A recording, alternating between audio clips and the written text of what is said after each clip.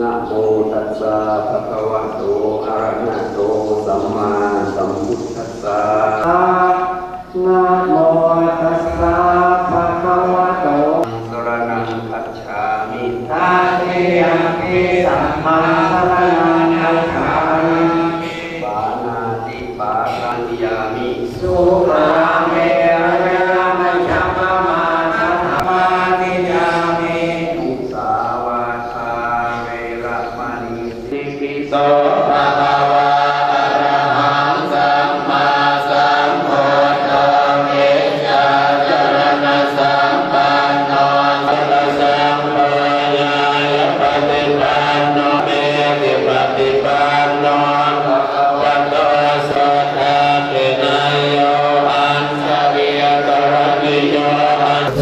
ชยมังคารานิกัตวานะกะธรรมุทรังเทวทัพพินิยติจายโตทวัจนังนาภิโสวานิโพ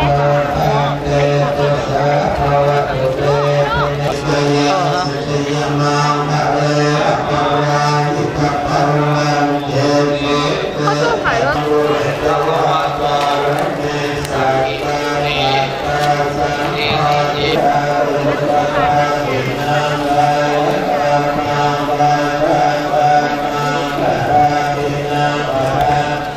มะโนภะคะมะภะลาวะภะปุตตะภะเทวตาสัพพะพุทธานุภาสัพพะสัพเพโนอันตุเตยิ่งที่ท่านรองผู้ว่าราชการจังหวัดลำปางได้ให้เกียรติมาเป็นประธานหรือปีที่มีบริษัทของผมวันมาฆบูชาจะเลื่อนเป็นและนักศึกษาเยาวชนทุกท่านที่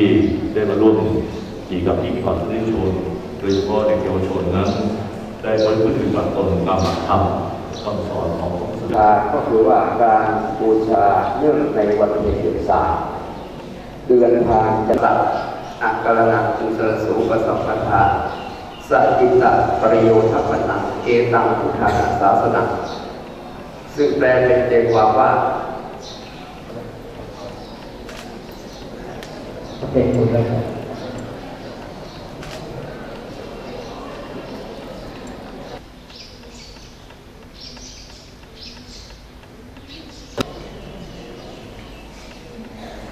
ในโอวาทแล้วมีพระบาลีย้ำมาตั้งแต่เริ่มประกาศศาสนามาให้สำรวมกายวาจาโดยเฉพาะใจที่สำคัญมากเพราะการถือปฏิสนธิจิตสำคัญการจำรักจิตประการที่สองหรือว่ามีสมรรถภาพของจิตในการทำการงานโดยเฉพาะวิชาการความรู้ในโลกมีมากมายเนวะหิโตทินังเตตานังอุปกัปปติกัปปะจันโทปนรโตยะถามณิโชติรโตยะถาตุติโย